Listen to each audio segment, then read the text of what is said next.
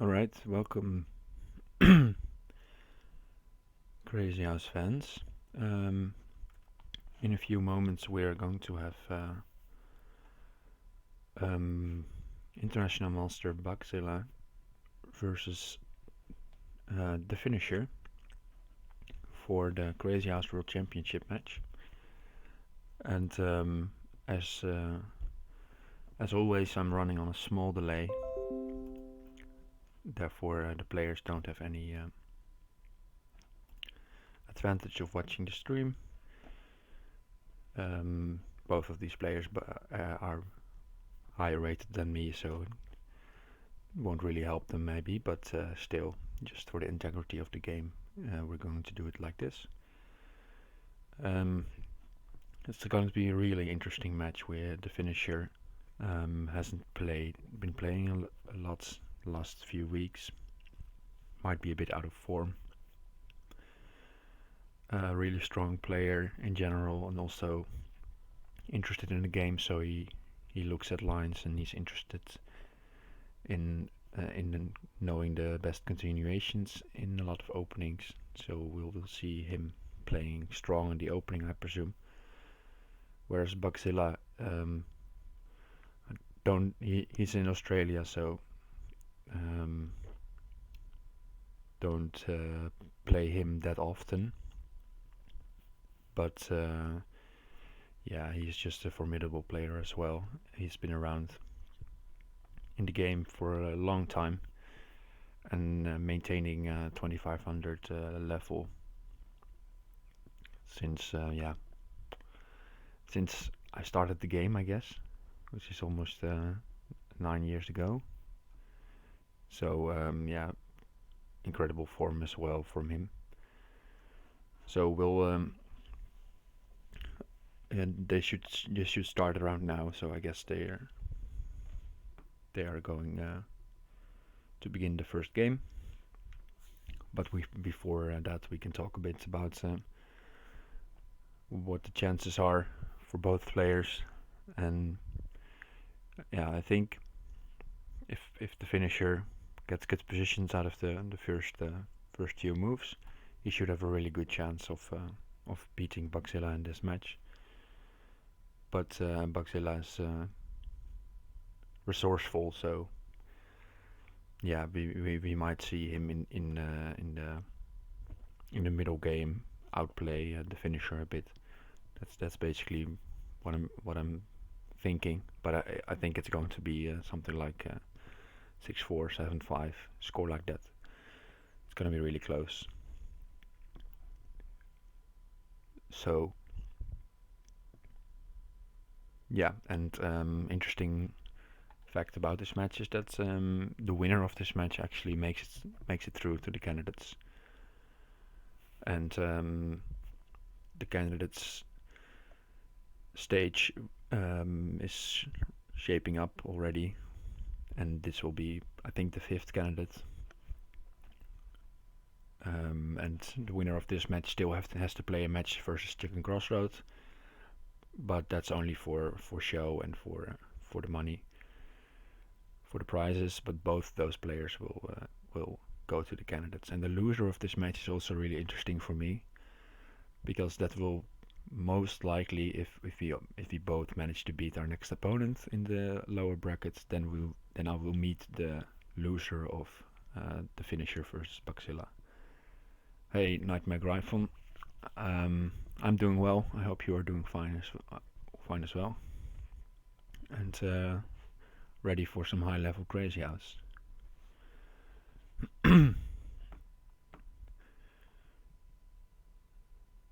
So yeah, I guess they're just getting ready for the match. I'll quickly show you what I was talking about. So here we have this is the phase where you're in the candidates. So Jisugi, GSVC are in. Chicken Crossroad, as I mentioned, is in, and then we have these guys here. And the winner will play Chicken Crossroad for money, but there won't be any consequences if you lose this match. Both players are in the candidates. and the loser will of this match will become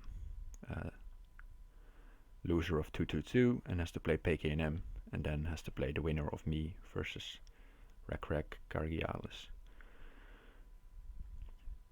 So that's basically the stakes.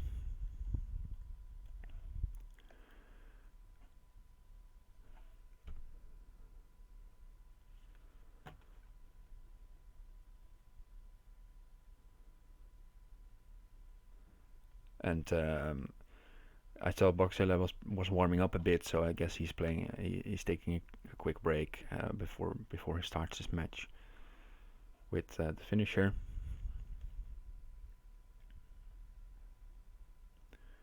I could go like this, and then I can keep this in the eye, and we can look a bit more at the schedule. Yeah, so Cargialis versus Rek. I guess that will be played soon.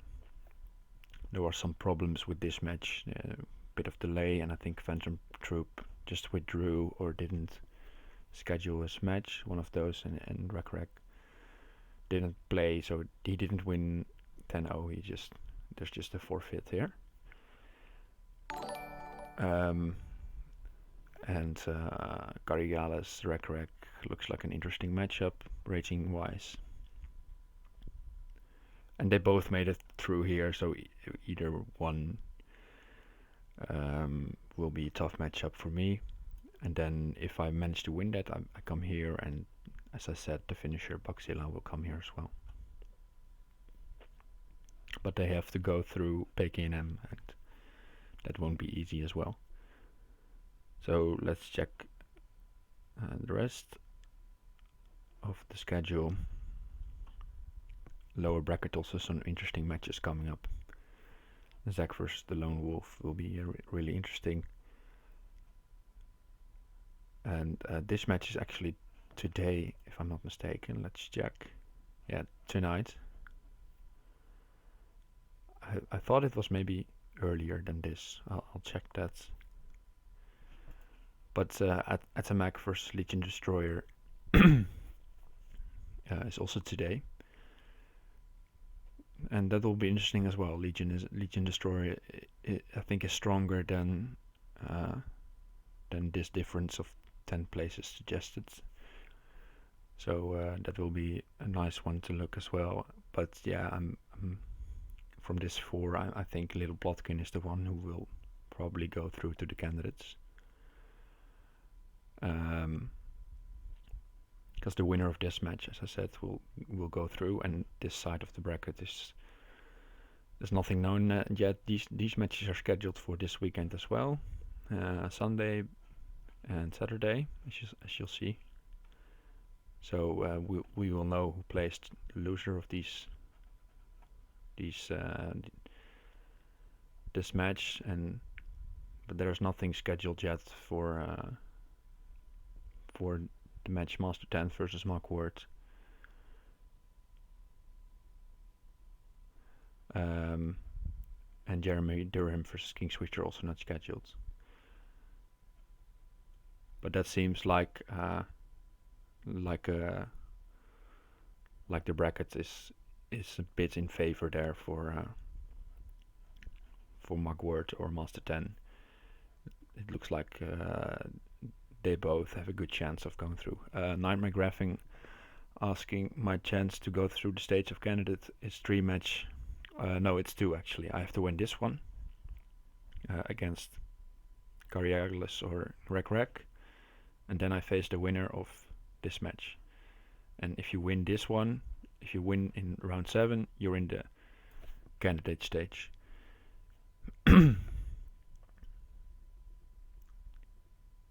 And then because you get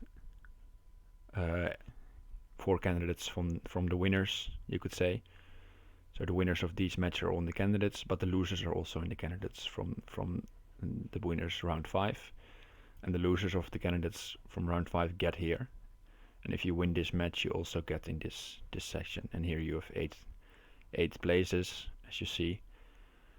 So 8th place is here, and 4 winners from the top bracket makes 12 candidates, and they will play a round robin matchup, and then you'll say, okay, why does it matter that these matches are still being played round 5? Because they're all getting into the candidates. I think the organizers decided to put a bounty on that match, so it will still be interesting to play. And I think you get $25 if you win this matchup already. So it will there's still an incentive to play that match. And also, it's the losers bracket has more rounds, so it takes longer time for the loser brackets to play out, and yeah, therefore more matches on the top bracket is always a good idea, I think.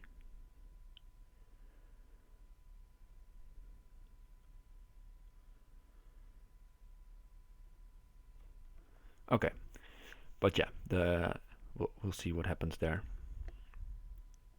Let's check, and they're still not starting.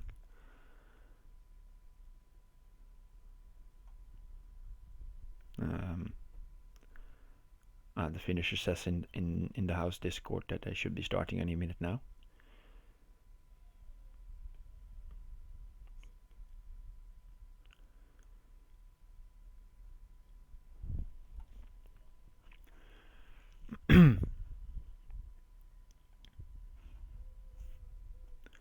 But well, we can look here a bit more, or at the calendar. Yeah, so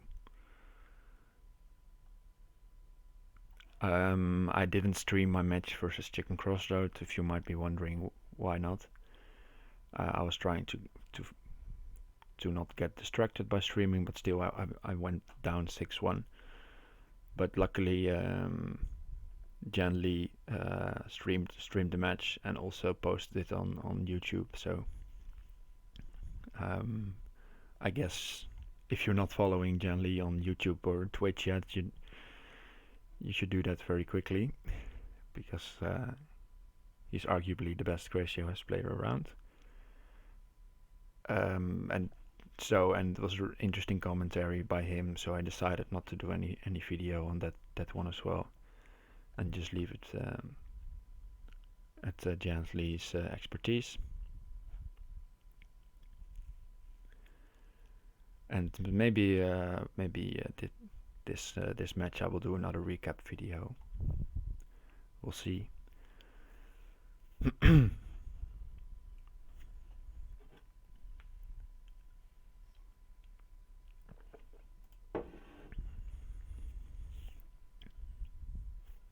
But okay, it's taking a while. But I guess that's what happens with chess players and also crazyhouse players then. Chess players are never in time.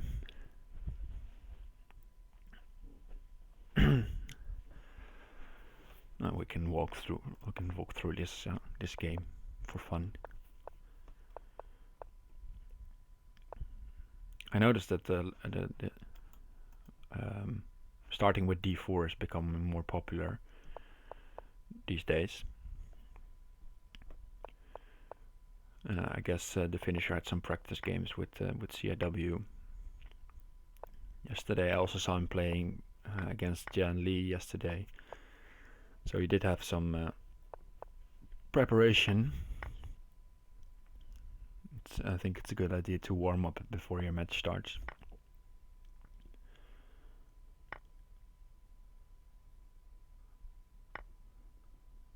Pawn f6 is a really nice idea here, to open up the king side or win a piece. If you go like this, the queen comes here.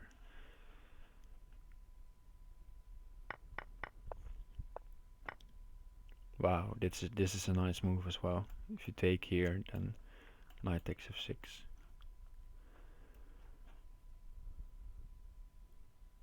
There we go. Yeah, Opera in the Sky saying d4, knight f3, bishop g5 is easy to play and good for white.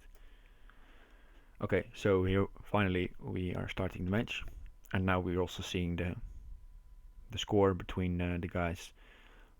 Well, probably not all 3+2 games, so but fairly even score with the finisher having a small advantage. And as you can see here, also the rating is really close to each other, so it's going to be going to be hard to predict who wins this. I don't know if you guys have any thoughts on who might win. You can by all means share your predictions.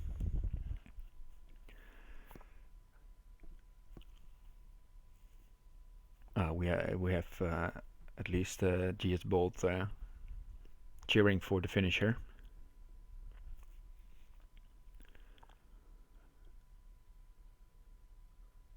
And I guess they're just chatting a bit now and deciding to start soon. And we'll see what Bugzilla plays opening wise. And it's always interesting to look at the finisher's openings. And it's sort of a running joke that he's only good in openings, but he's of course also very good in the game in general. But he does have a really nice opening preparation most of the times.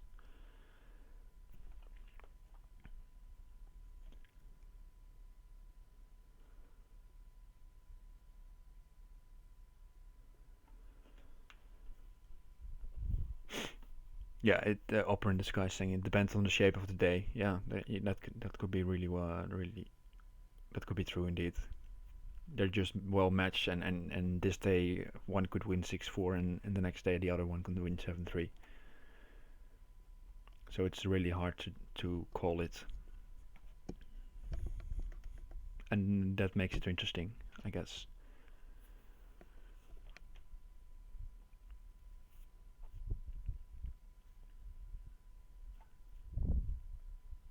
And yeah, I chose the side of the finisher to watch that one.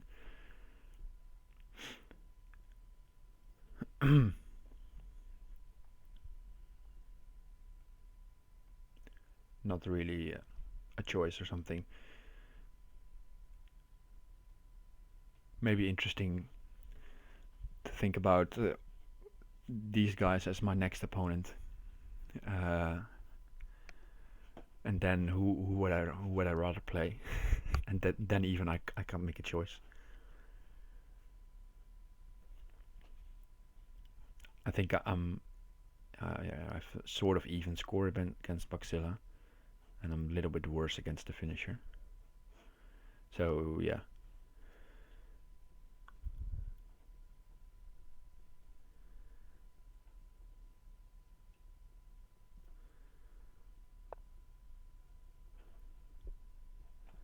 Alright, here we go.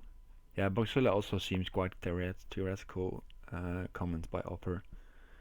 So yeah, I think he knows what he's doing as well. He's of course very experienced. And he may have prepared some stuff as well. Okay, we are starting with e4 and d4. And we have knight c3 and bishop e3 here. Gives up a pawn, but I expect the finisher to know what he's doing.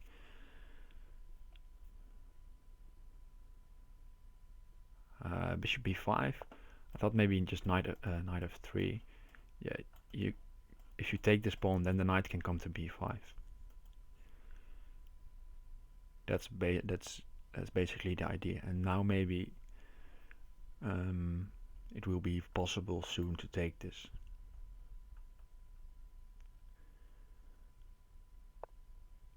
Okay, so we've pawn at d5, attacking the pinned piece, and the finisher is blocking with a pawn on d6 and saying, okay, I'm going to take back either way. And then your bishop has to move, and then I might take this one for extra compensation.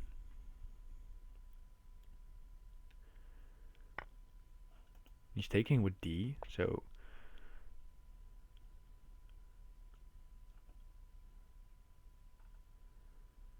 I think Bugzilla is going, if queen takes b2, he's going knight at a4 or rook b1. Knight at a4 seems to win the queen. He has spotted another idea.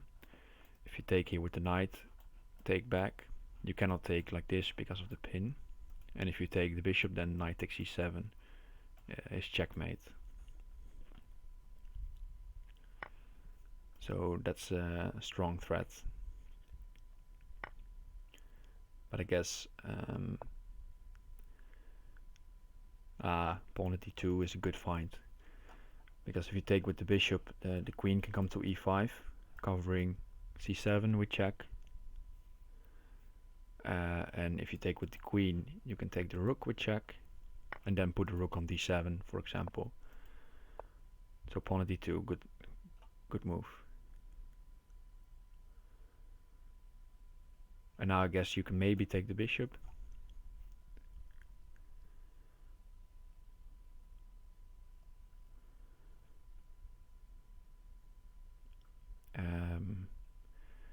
But yeah, pawn d2 again. Yeah. I think maybe taking the bishop was a bit too greedy, allowing quick development. He's even giving up the rook now. But yeah, this might be looking good for the finisher if just rook at d7 indeed. The rook is covering here, it's unpinning this pawn. Hey, thanks for the follows. Welcome. So yeah, this looks good for black. And just a quick reminder, by the way, I'm running on delay, so if I suggest a move and the players play it instantly, they don't have any knowledge of the stream. So it's just coincidence that I suggested the same move as them, and it also means that I see a comment a bit later then, and will not respond instantly. Okay, but still, black looks okay, but there's still a lot to be done here. The bishops are doing nothing. The king is in the center. Pawn at f7, knight e5 ideas. Ooh, maybe knight takes c7 now. Yeah, that's rough. Because if rook takes, you have pawn at f7. You have to take. The knight comes to e5. The knight cannot come to e5. So the knight has to go to g5. And the king has to run up still. If you move back, pawn at f7 is made because of the queen. The king seems okay here. For now, there's not many material in hand, just a pawn.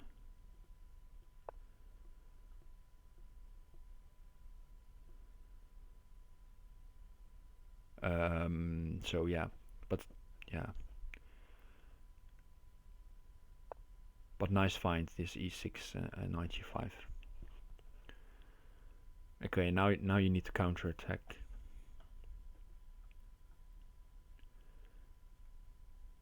If possible. Yeah, and white is just threatening g4.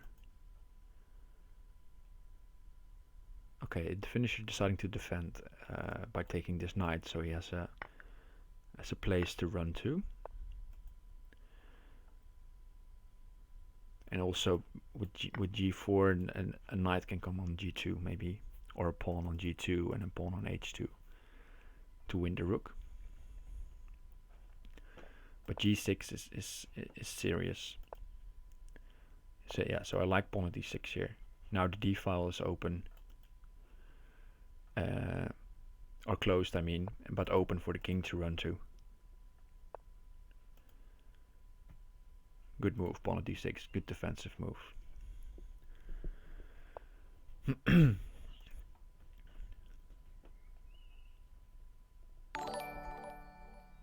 Thanks for the follow. So super tough. 20. Yeah, so just take the pawn. And what are there any ideas left for white here to try?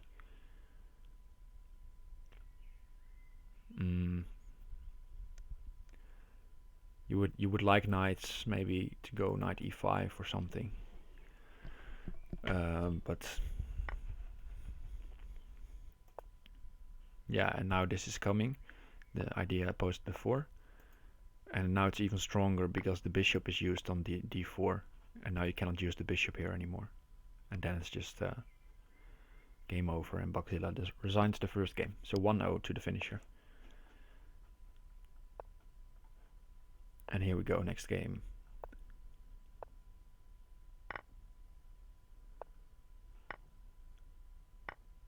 Okay, he's taking with the g-pawn. And there's a quick rook g8, and white usually goes for pawn e5 here. Or attacking h7, but with the rook on g8, g2 is hanging, so that's something to look out for. And Bugzilla quickly deciding to take on e5.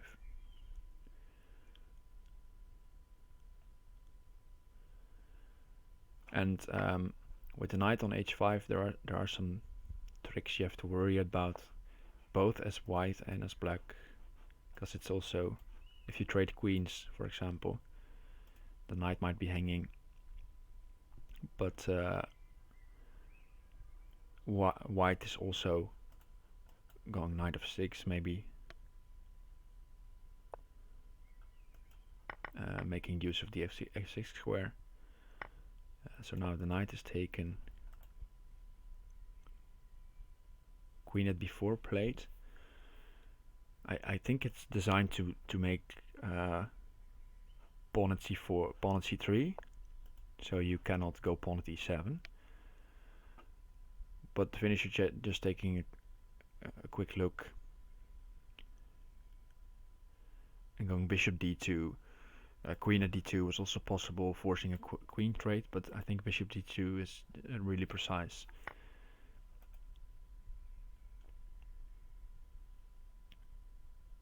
If you have an attack here.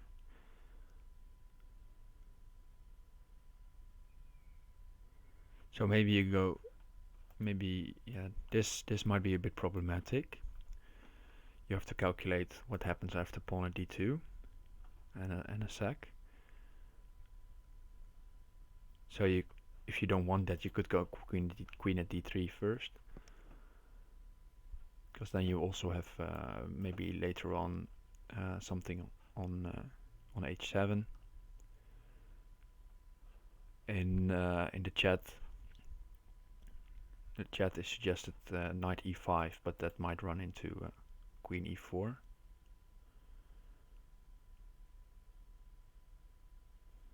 But still, then queen at e3 is fine.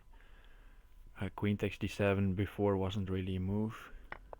I'm just looking where. Here maybe.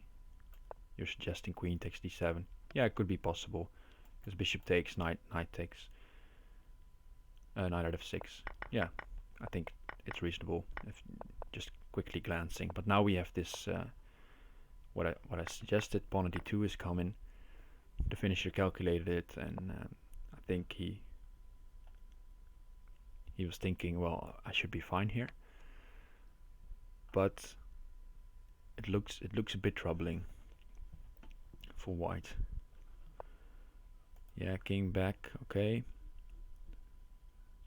If you want to continue the attack, I think bishop e2 is the way to go.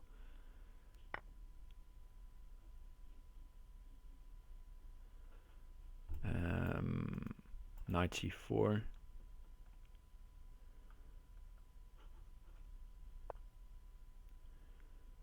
Okay, so now he's going knight here. Now maybe you can go here. Okay, so king e1 is out of the question because of knight at c2 mate. So you.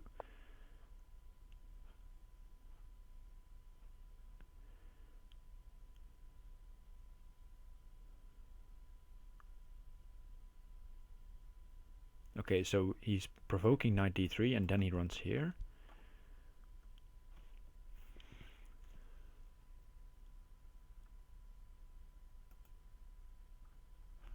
So yeah, I don't know about knight e4, but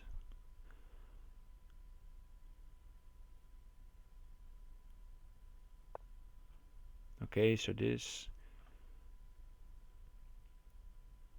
If you want, you can maybe you have time to take this. But maybe a knight at e1 forces rook trade, and then rook at d2.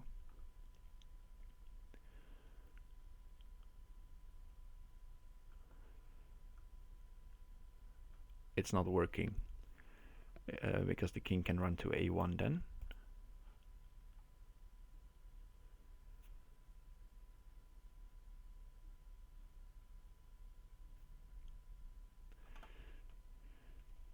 So Bugzilla decides indeed to take f6 because he doesn't find a mate, and now a lot of stuff is hanging. I think you may have time to attack this knight. Yeah, okay, like this.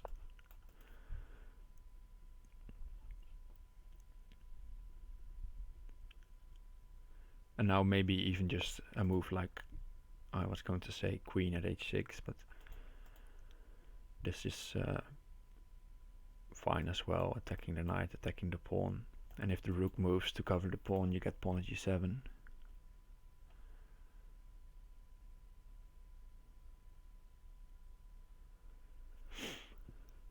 And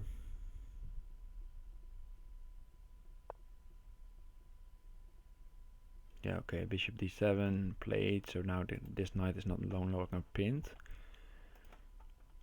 But I guess you could just take the material and play rook at f8.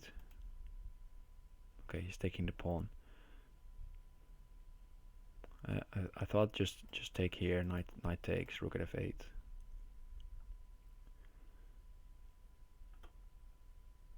Because the bishop was spinning.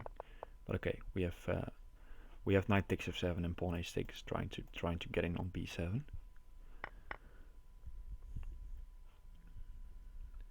And there might be some swindle opportunities here with knight b4. You could always play knight b4 now to take back on a6.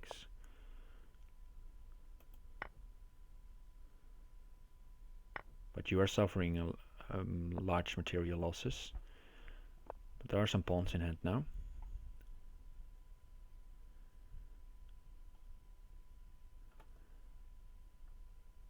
You could maybe try pawn e3 here. If takes, you go pawn d2 and you take rook d2 with check.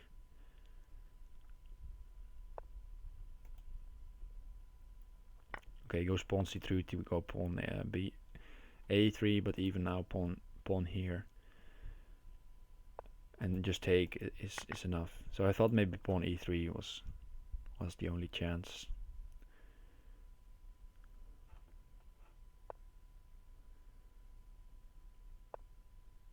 Okay, and now he's blocking off the rook. So no longer defense against checkmate here.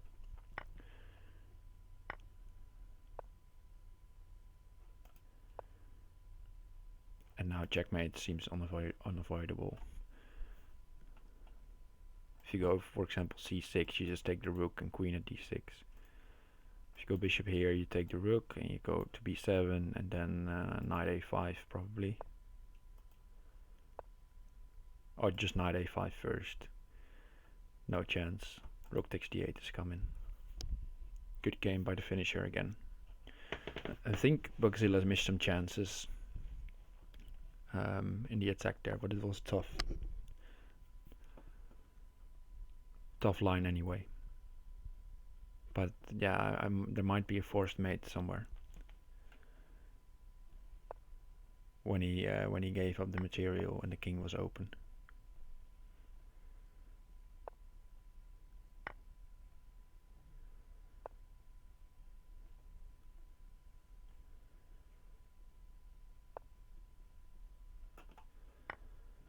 Alright, so we have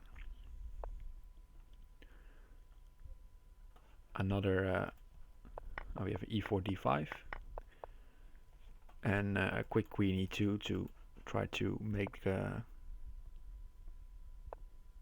pawn drop here so the bishop doesn't get active. and the finisher playing bishop h5 to threaten d4. And now you see why he played queen e2, among other things, is that the pawn is already on e6 and it's not coming to e4 now.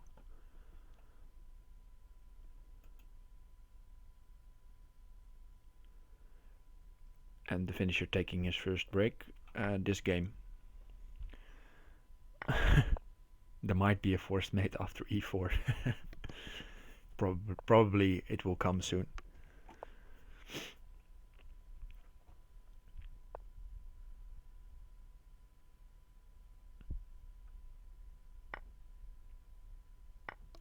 Okay, so we have white has nicely developed pieces and has a pocket full of pieces, but the finisher has plans on g4. But here we see the problem for black, that he doesn't have any pieces in hand.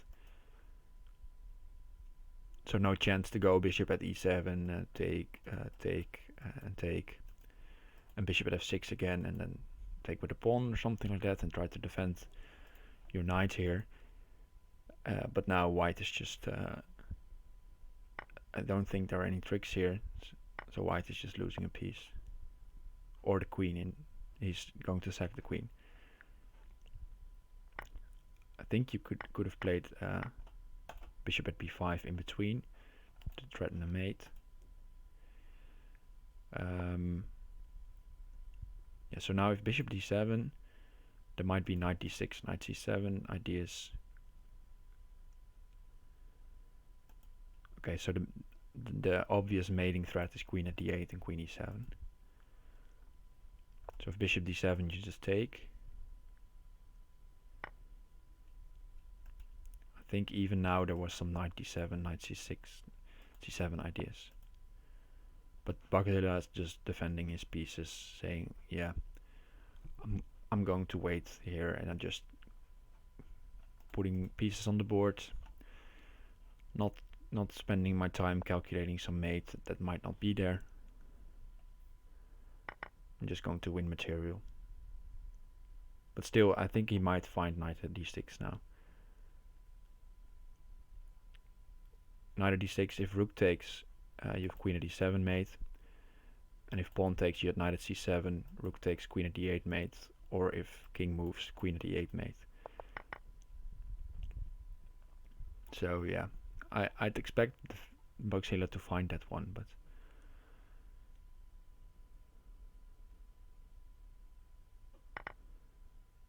he didn't. And now, okay, he still has a lot of more material, but now the h-file is open, and you might get knight e2, bishop e4. Still nothing going on, but still white should be winning here with queen at d8. It's also still mating, I think. But Bugzilla he doesn't want to mate. Because now he's sort of pressured into finding this queen at d8. Finally, there we go. Because he had to find a mate here, because he was getting overrun almost.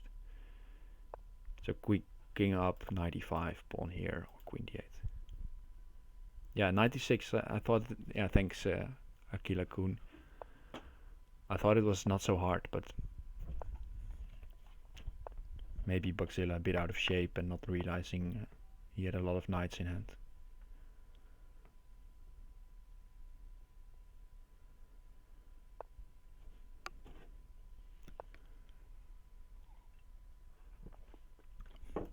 Okay, so we have this system, and well, we know this set knight sacrifice, and usually white goes for d5, but then sometimes black goes for d5, but sometimes you get in theoretical positions where you don't take the knight, and the finisher knows those positions. So Bugzilla even sacrificing knight and going d6. It's really passive setup in the beginning. and you might get hit with knight f5 and knight h5 very quickly. But if you manage to come out of it,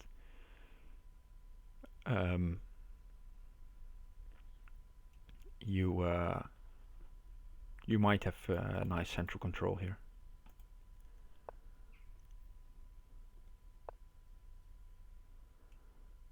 But it looks like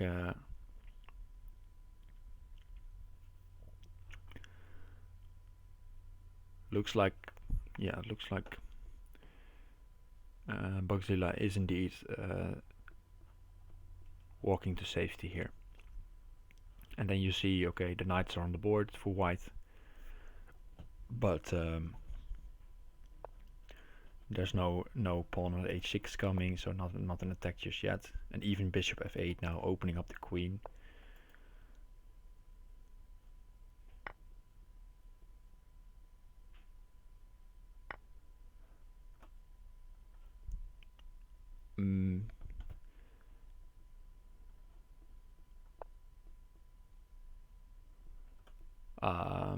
Yeah, there was a suggestion here by Fumitox that white could win, or black could win another piece with queen a5. Yeah, this is indeed, it looks strange from white. I think black is fine here. White's trying now for some attack with let's say bishop f8, knight takes c6, pawn at g7.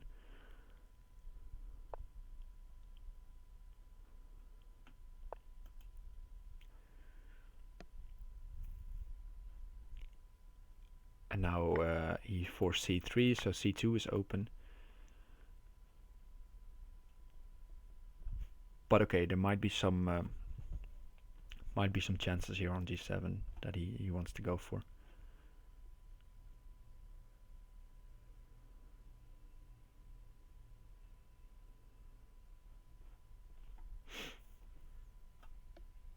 And with the extra pawn already in hand, it's not so easy.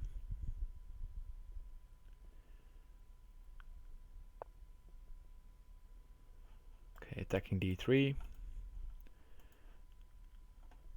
And I think that's the right call, because if the king walks here, you can take on f2 in a lot of lines.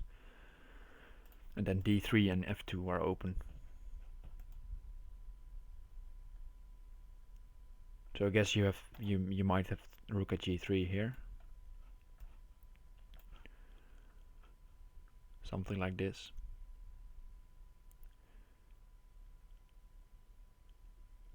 And yeah, then I guess if you want to play defensive, you can play knight at g6. But maybe just bishop g4 is also very possible here. He plays knights at h5. And now the rook is used. And d3 is open. But the knight is also used, so there's no longer knight e4 or knight c4 with checks if you take this one. And then queen at d3 with mate. So that helps the finisher.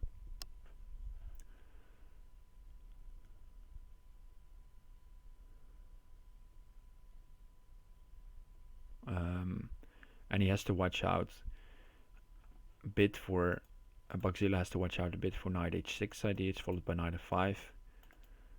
But I think he should be fine as long as he doesn't give up another knight. So I guess just move this knight. Wins the game.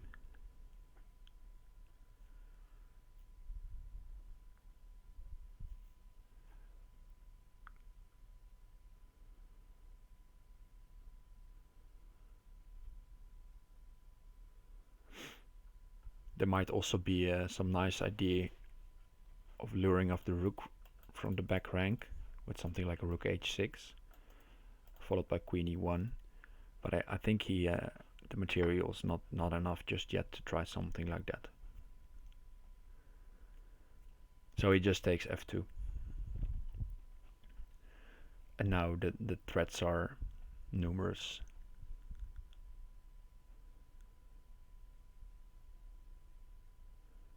Starting with something like pawn e3, for example, and the knight can come back. Queen can drop at d3, followed by a rook on d1. So queen here, king here, rook here, king takes, pawn.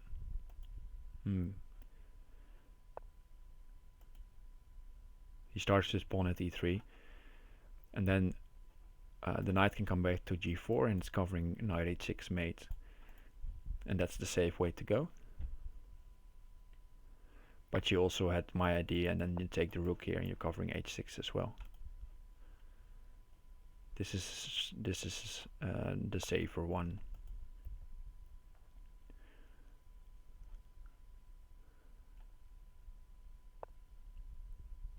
The queen comes to e3.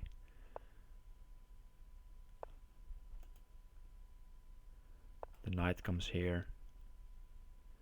It's bishop d2, so now the rooks are covering.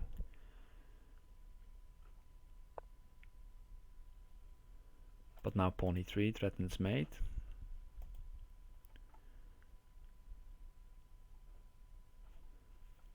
Pawn e3 is a nice move, because now even knight h6 doesn't do anything. And now you just take and you go knight e3.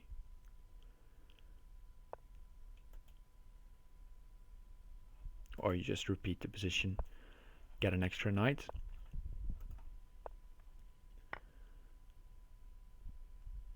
He just takes everything and makes him resign.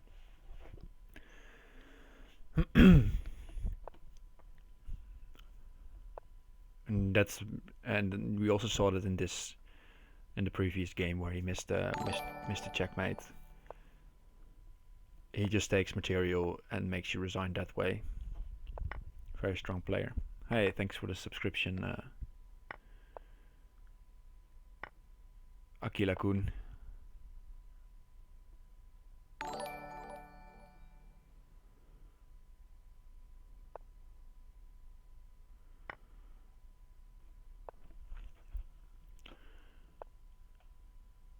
Okay, so this is a really theoretical line where you go d5, and I think they're both knowing what they're doing. The finisher hasn't used seconds even. He's with more on the clock than he started with. And yeah, okay, but as mentioned before by Upper, Bugzilla knows what he's doing, theoretically. But I think the finisher, it's hard to go into battle with the finisher, but we'll see.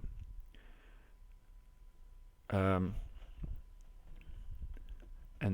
yeah, there is some theory in Crazy House developing, and especially in this line there are really so many forcing ideas, so then it's useful to look at those lines if you want to go in for e4, e5. At the high level you should know what you're doing in this line, because you are going to encounter it. So therefore I would already not play this in a serious match.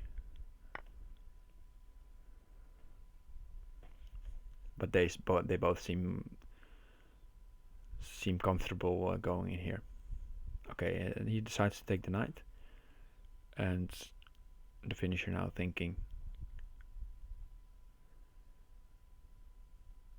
I think take here, bishop take here, you're going to sack the queen, and then you will try to mate with knight h4.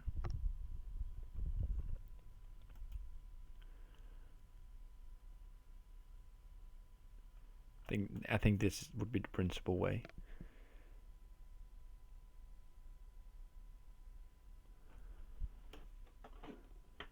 Alright, thanks Kun. See you next time.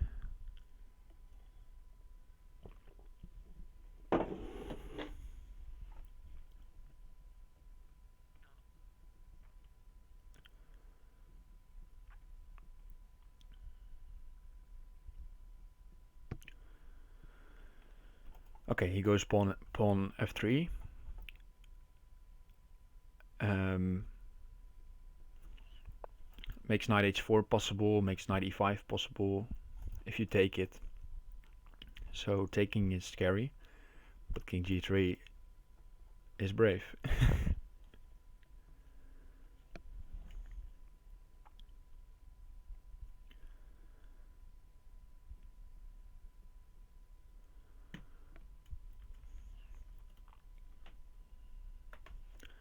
So now you have to figure out a new plan.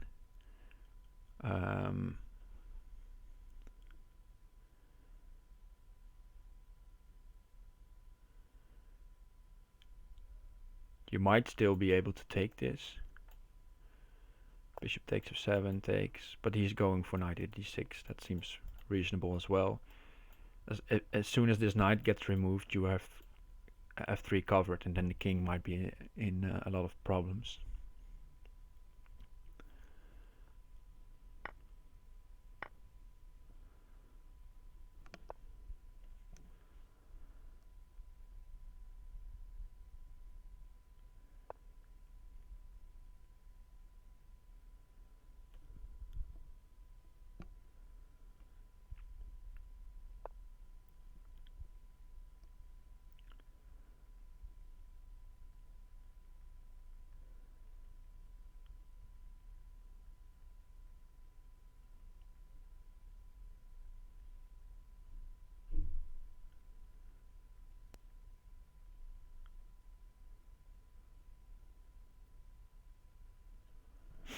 Alright, so we had a trade on d6 and we had bishop d5, b5 check, making use of a blocker.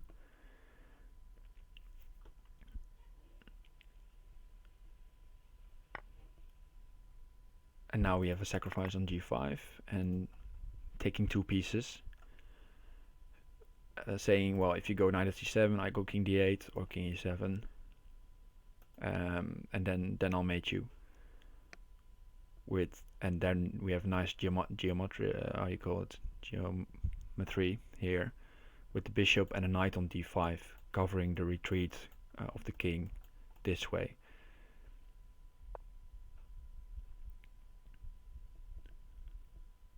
But you still lack some material, I think. So bishop h4, knight d4, king here. But then you can take this bishop. I think maybe preserving the knight and going like this. You still cover c7, but you have an extra knight in hand, which could be really useful now for, let's say, at f4.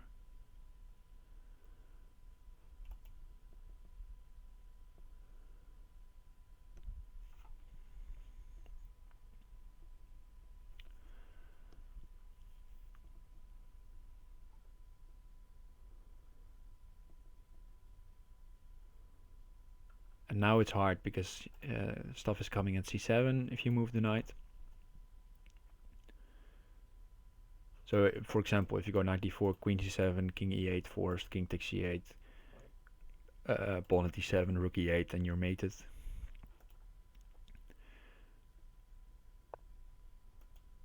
So knight c7, and you cannot take back, but you say, okay, this knight defends my king for another move.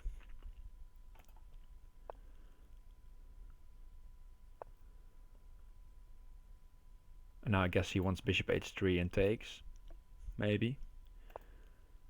But I think even king g1 might have been fine. But this seems perfectly fine as well. h5, you can just run back to g2.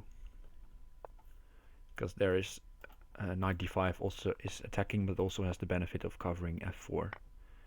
Otherwise knight at f4 would have been checkmate. And now you have 25 seconds to figure out the mate.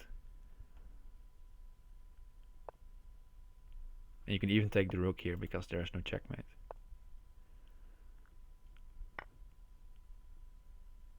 I like bishop f5, making the last piece used, and now there are no pieces in hand for TheFinnisher, and Bugzilla can easily take the pieces.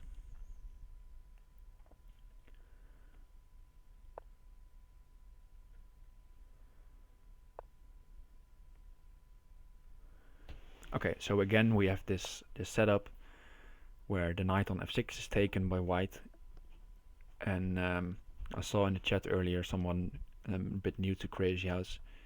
In chess you just lose the piece, but in Crazy House the piece and the pawn are not that. A pawn sometimes is close to a piece in terms of how much they're worth, because you can put pawns on the 6th and 7th ranks and just be really annoying with them. And this pawn provides coverage for important entry squares, so therefore it's really common that players play this system, and it's actually in a practical game really good for black most times, because you're just so safe. And so f6 and these squares are safe, and what white usually tries to do is go after g7 or h6. So therefore I really like this bishop at h6 move. It's not only attacking the knight, but it's also covering g7 in a later stage. So knight at g4, knight at f5 are covered by the bishop. So black has a really safe king now. His only downside of the system is that he has a piece down and he only has a pawn in hand. So if white manages to get his extra piece to work here, then it might become a problem long term. But for now, black seems really fine here. Just even, for example, he's now threatening bishop g4 because of the pin. So you would maybe say rook takes e2 and bishop e4, but that runs into rook at e8. So just pawn h3, the normal way of attacking, I would say, opening up the king. Knight f4 or g5, not possible now on g5, but that's also the normal way, again, to defend h3 and g2 and f3 if the knight is here. And what you usually see now is the rook might come to g5 to protect the g file. But now he's just going for pawn to g6, noticing the knights are covering each other, and if this knight moves, I'll take your knight.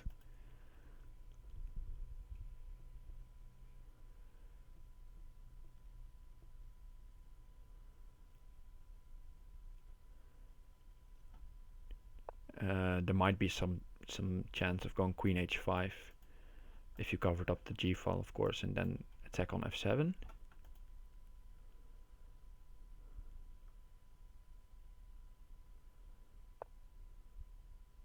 So now we finally have the move I suggested before, rook at g5, making use of the fact that this file is open.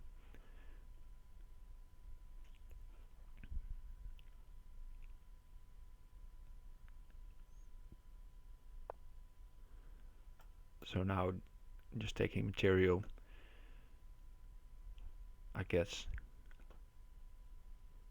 You might even think about taking with the rook. This might be a bit problematic.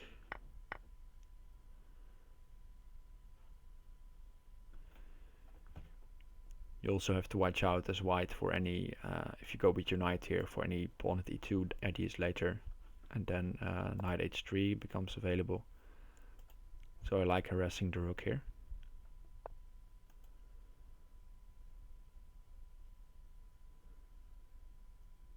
But I think, for example, now the rook takes f4, go here, and there are threats around your king. So I like this bishop here, providing coverage of h3. And now the finisher can go for a rook on the g file himself next.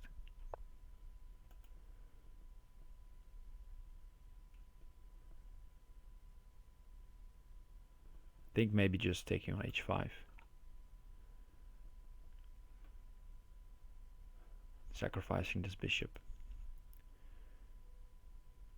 The problem is if you, for example, go bishop here, you get knight takes d4. Queen takes d4, knight at f3, forks. So yeah, I like the decision of sacrificing this bishop. If you take, then there might be some queen takes h6, or just pawn at e6.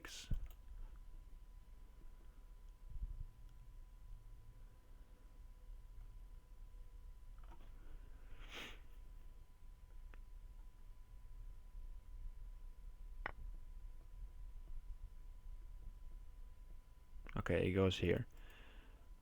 I guess now bishop g7 seems the move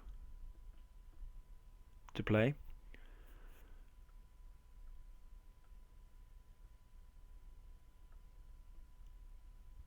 But there's always rook at g3.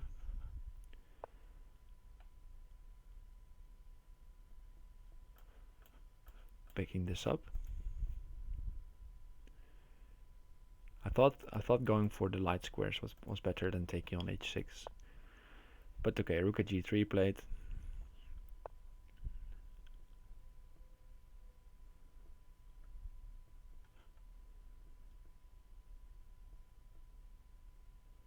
And time trouble coming for the finisher. So okay, he's moving back.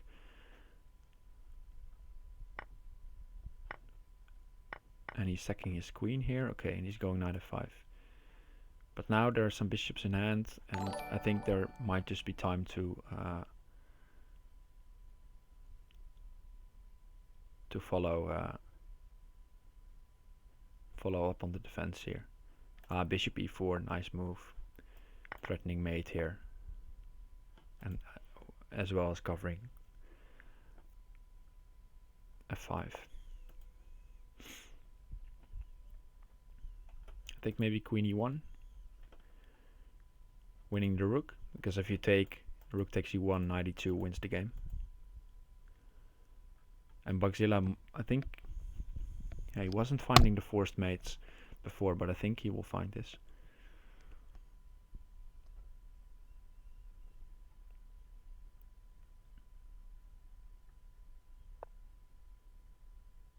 Yeah, he goes knight h5. Again, queen e1 was not that hard, I'd say. It's still possible just to pick up the rook.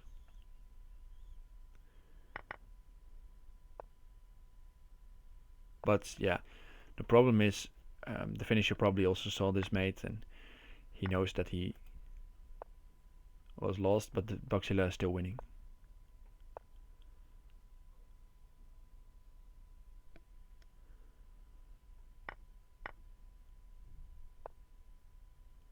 And there we go.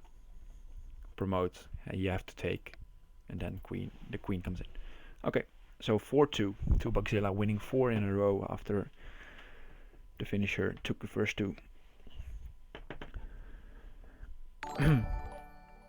Hey, thanks for the follow, Paranoiac TV and Rui Lopez and added push. Okay, so this is a critical game.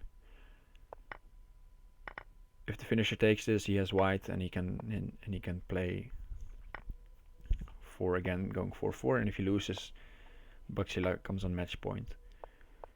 Okay, so we have the same opening as we had the previous game, and Bugzilla took it here. And here we have to finish our thinking again. Last game he played at f3 and king g3 was played. And Bugzilla went on to win that game, and I expect the finisher here to play something else. And we were discussing, and it's also discussed in the chat, takes f5. And he takes f5. He takes f5 on the board.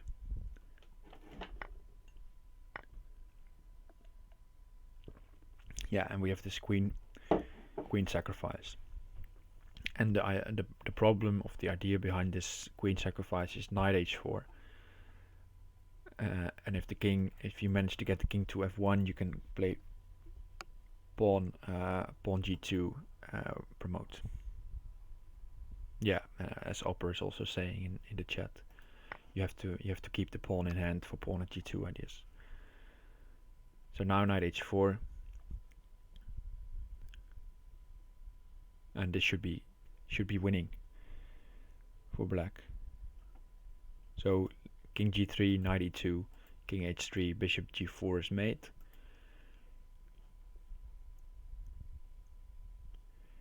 King g1, I guess some knight checks also win. So pawn g2 and promote, and there shouldn't be a checkmate. That's basically what you're going for. So what you can do here is play bishop c4 first.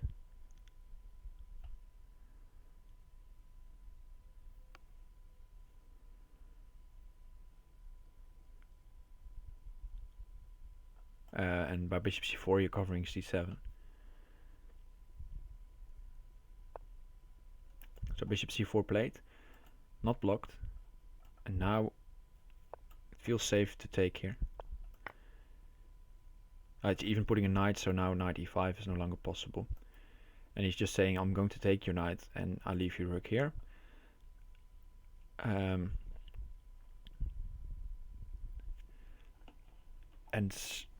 yeah, he's completely safe as black, and you can take the rook next, but the rook goes here, and now maybe bishop f6.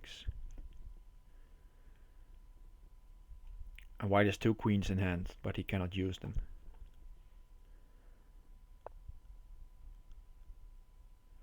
If you block here, a knight on e2 or on b5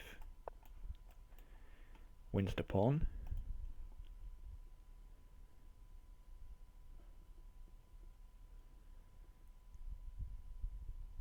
And maybe just promote here is also a good move. But he goes for d4.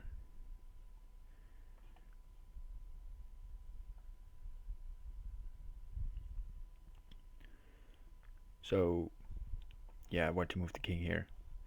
King moves up the board. The finisher even spotting that you cannot take the knight here. That's a nice one, because bishop d7 forces the king to c5, and then bishop e7. Thanks for the compliment, Rui Lopez. I hope you understand some of the game. So the king doesn't take the knight, and now the knight takes on d4 finally, and the king looks really really stuck here on a4. I think Bugzilla is about to resign this game.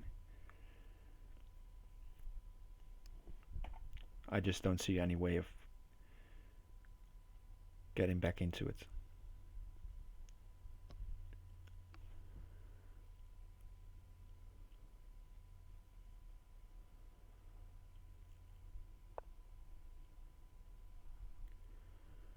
Okay, so pawn at b5 played, but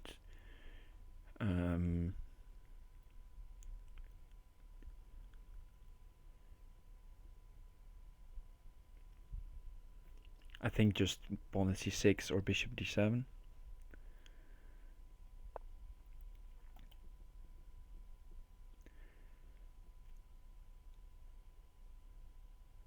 And the problem is you cannot go c4 or pawn at c4 to cover b5. But then you just take.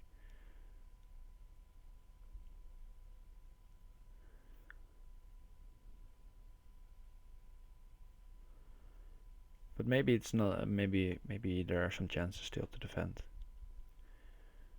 If you take here, you get rook takes d7.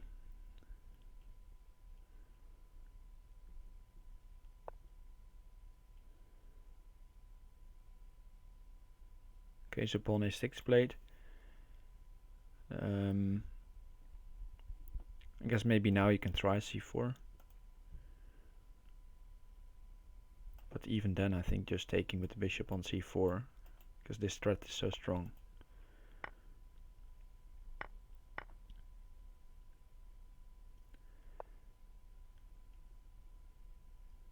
Yeah, okay, this takes in queen d8, and pawn here is still a strong threat. And now black also has the queen in hand. So queen at b5 wins the game immediately. Takes, king runs, pawn b4. And if you didn't take the queen, you had to go to a3, and you could play queen takes c5 and win the game like that. Okay, so the finisher takes that black game, and also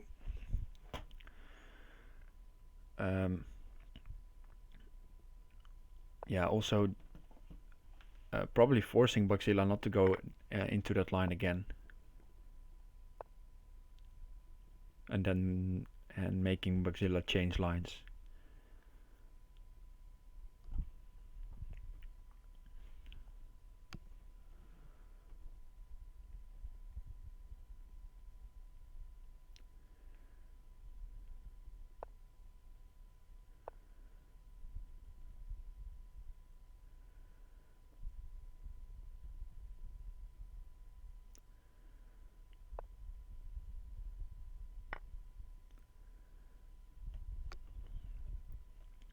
Okay, so we have knight f5 going to after g7. It does open up f2, so you have to be worried out about any bishop takes f2.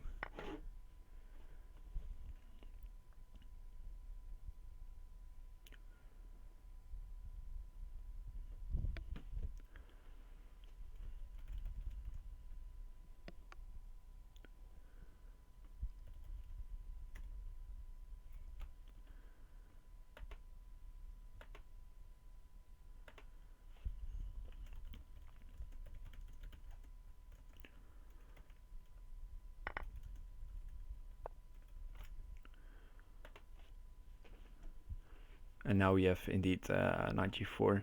Sorry, I had to type something there. So let me just check. So taking on g7, and the knight indeed comes to g4. But now you might think about sacrificing the queen to go knight h6 and pick up the knight and bishop for the queen. There's only one problem with that, and the queen can come to h4. And that might disrupt the plans a bit. Okay, so he plays queen at h4. The benefit of that is that this queen is still covering f6 after you take here. Okay, and the queen, you won't play king f3 here to cover the knight because of knight d4. I think. So I think he is now deciding how to block.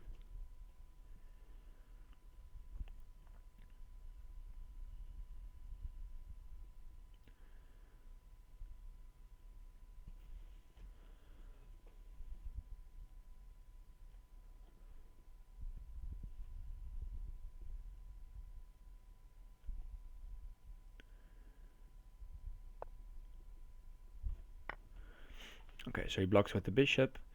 Yeah, how to assess this? This king is really unsafe. I think this king feels safer with the pieces around it, but the two queens are on the board for black, so that's a good defensive piece for now. But they're also prone to easy attacks. For example, giving up the queen and allowing a pawn at h6 and queen at g7. So the queen usually is more dangerous in hand, actually. If you have two of them, one in hand is more dangerous. But I think these bishops are just really good defenders in this game. Without fear going to g1. Realizing this is covered as well. Pawn at e3, he's just going to take it. And then take the queen.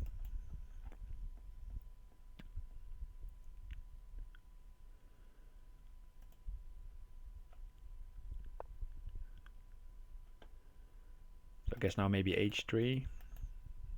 Attack the pinned piece. Or maybe knight f4 to force the queen here and then take this.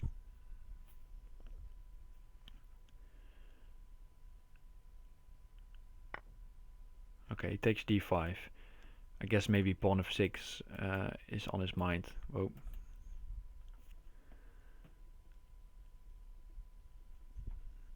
And still claiming, okay, you don't have any bishops, so no nasty checks on this diagonal. And all the pawns, the pawn squares, I have them sufficiently covered. So I should be fine here as white.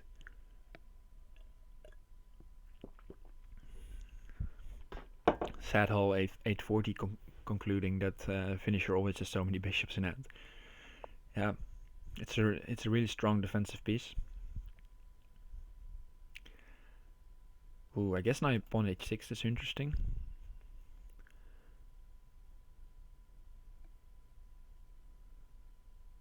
So you go pawn h6, the king moves, and if okay, he plays knight f4, but I thought pawn h6, king moves, and then maybe knight e7 takes, and knight takes f6 was really interesting. But now this looks also really strong. He's just winning the queen.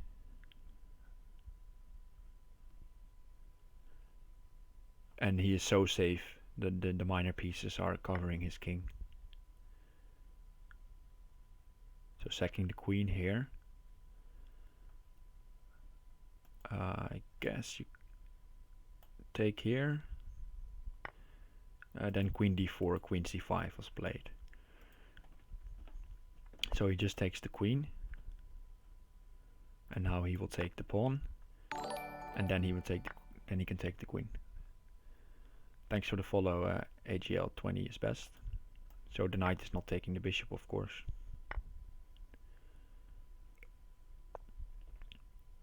Pawn g5, now the queen is no longer covering g7, and you threaten knight at h5.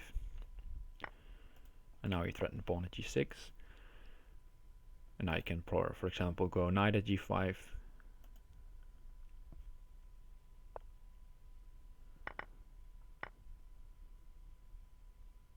Okay, but now Bugzilla has a defensive move.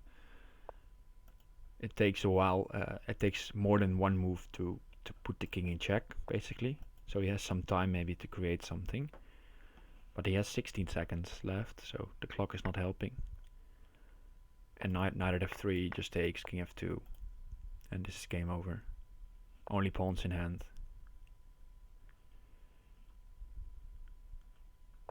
Bishop h6 even.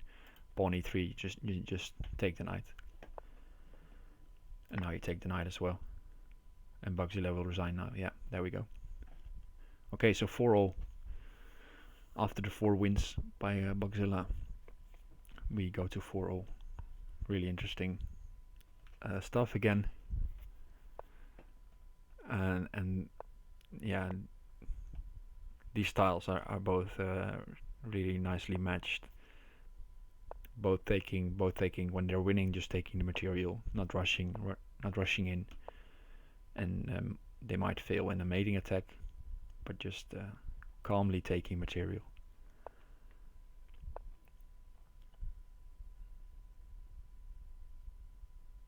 Okay, and I've seen TheFinnisher play this h6 g5 before, so he knows what he's doing in these structures. But white is also really sensible, developing his pieces.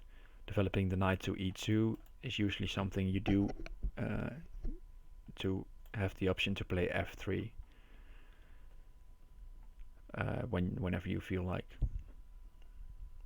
And f3, like we saw before, it covers some important squares. The downside of this is that your pawn on e3 becomes a bit weak.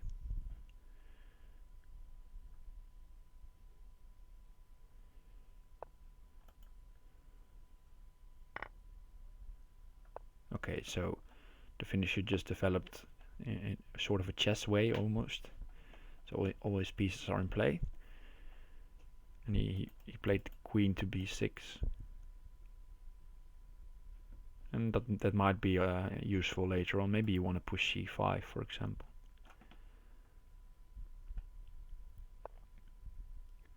But first he's going bishop h7. Because, yeah, as you can see, he played h6, g5, so the light squares are a bit weakened around this king.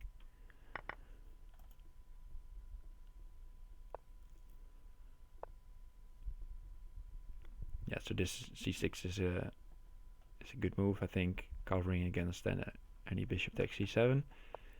And this is usually a theme in these openings. Black goes after c2, and this diagonal, while white tries hard on this diagonal. It's really positional play.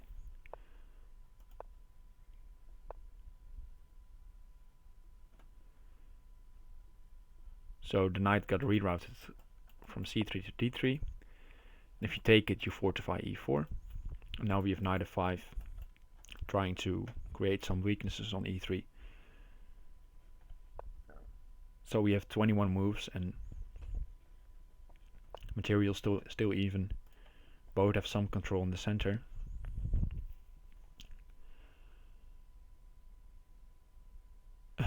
And Andre L already suggesting that there might be a draw.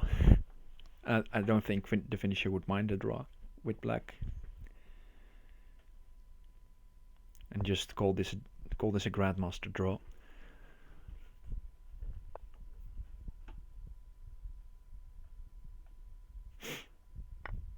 Okay, now we have something happening. There are some trades going on. If you take with the pawn, there might be a knight at c7 landing.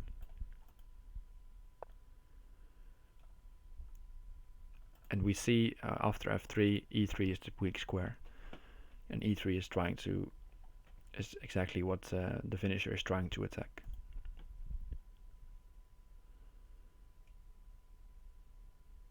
So maybe take here, go here, knight c7 is something.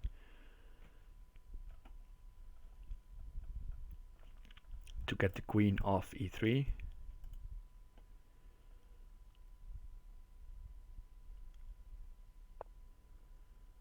But he just decides to go queen d3 and to put more defenders on e3.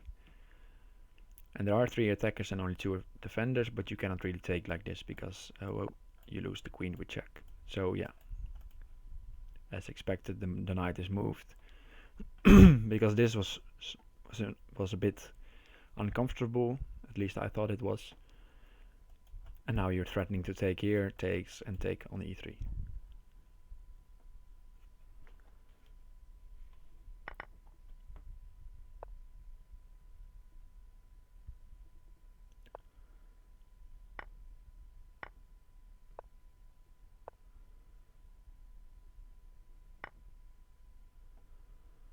Okay, so a lot of trades happening.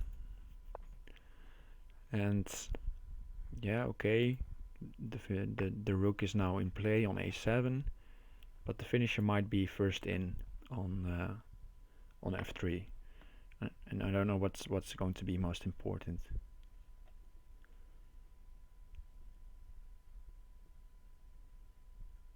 I think he might, if he gets in here, the rook on a7 won't really help white.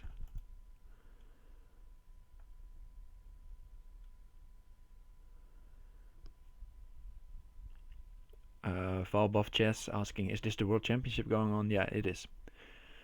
This is a match in the upper brackets.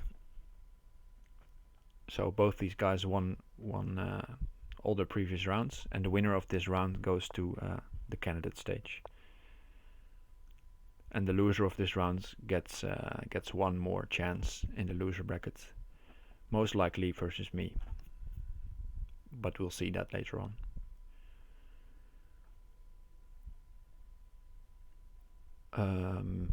Yeah, bishop at g6, attacking the queen, and also covering the queen and threatening pawn at f7. So rook f8 seems like appropriate response. And now the queen moves back. And now yeah, of course, the finisher is going to play pawn at f3 quickly.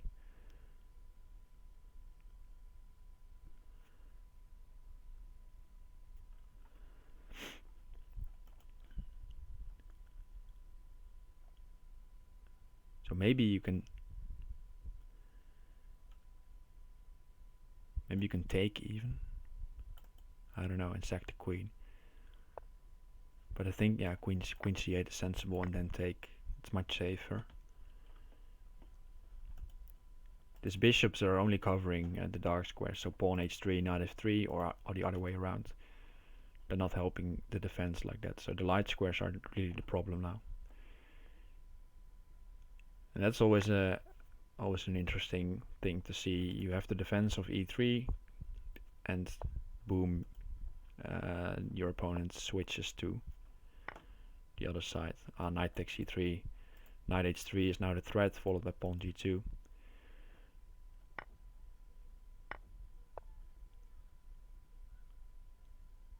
I think knight h3 first was better indeed, because now bishop at h3 covers some. I think also knight h3, king g1, maybe just queen takes f5 was really strong as well. But okay, this is played. Pawn g2 is played, so now there's mate threatened. Knight g4 becomes an issue. Okay, so leave this knight here, it's covering h5, knight g4, king e1 takes. Knight at g4, yes. He takes the rook first, now he can take this with check. And now it should be game over.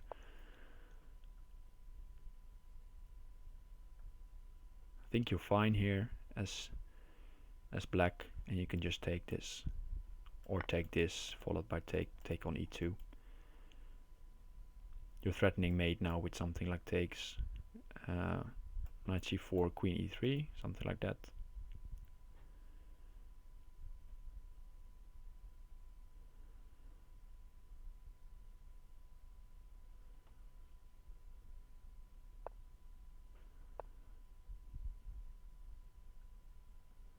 Yeah, so knight h5 is of course the threat now that white has, so you take here.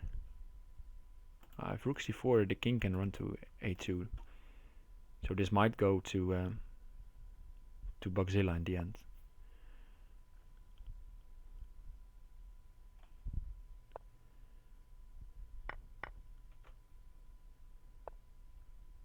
Preserving the bishop for c4, yeah, good. Now the king cannot run. And now it should be mate, yeah. So time trouble gets them. And the finisher wins a game he should have won indeed. And he does in the end. But he made it a bit more complicated. But I guess both players they're psyched up now. This is where it happens. 5-4. 4-4 also, really tense situation.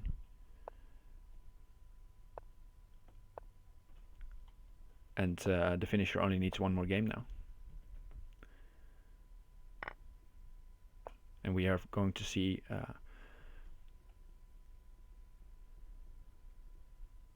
what the finisher is going to play against this. We saw this same opening, but then with Bugzilla on the white side.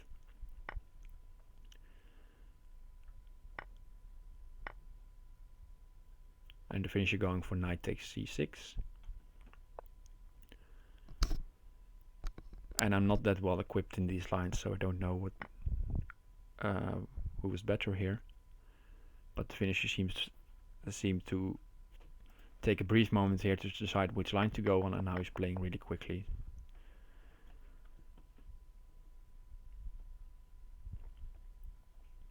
But both players already with a pawn here. So pawn at e6 is dislodging the bishop and also opening up f7. So for example, takes, rook g8, pawn f7, knight g5 might be an idea.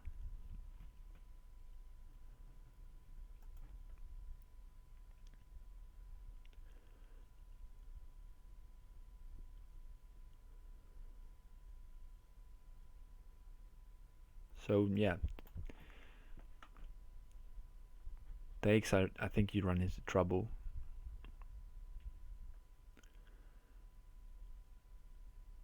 But then again, what else do you have? You could maybe go bishop g6.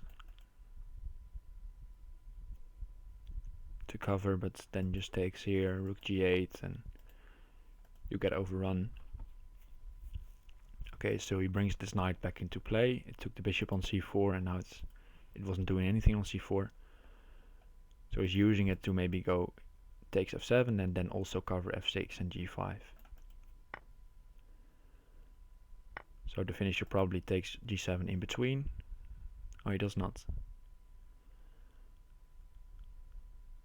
But now you might be able to take on h6. But yeah, looks shaky. Takes. And then maybe some knight at f7.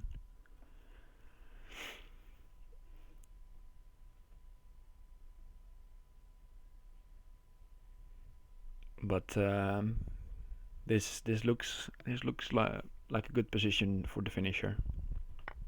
As well on the board, it looks okay for him, and he's also a minute up already. And he is now a match point.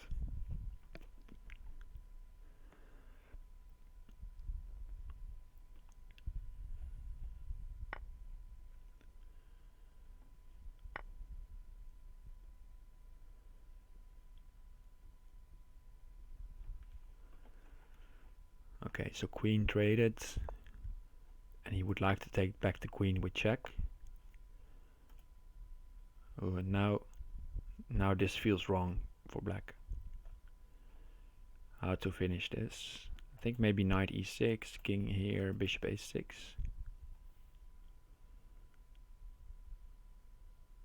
And the finisher has plenty of time here to calculate all the way to mate. Okay, so knight e6, king c8, bishop a6. If you block, you take. Yeah, knight e6 should be the way to go. Knight c5, takes, king here, bishop e7 maybe.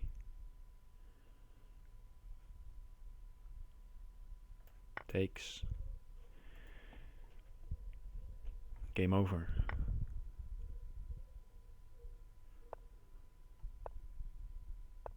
And the finisher takes it, 6-4. Wow. Congratulations to the finisher. Really nice match. 4-2 down, and he won 4 in a row there. Really strong performance by both players. This was high quality Crazy House. 6-4 through the finisher. And he goes on to the candidates. Congratulations to him.